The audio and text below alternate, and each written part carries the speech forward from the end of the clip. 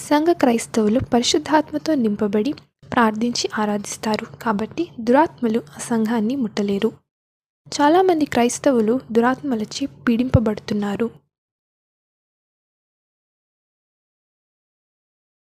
ఈ లోకంలో చాలా కుటుంబాలు సంతోషంగా ఉండటం చూస్తాము. కానీ అవన్నీ కూడా దురాత్మలచే ఆక్రమించబడ్డాయి. ఎందుకంటే వారు దేవుడు దురాత్మలు ఉంటాయని నమ్మరు.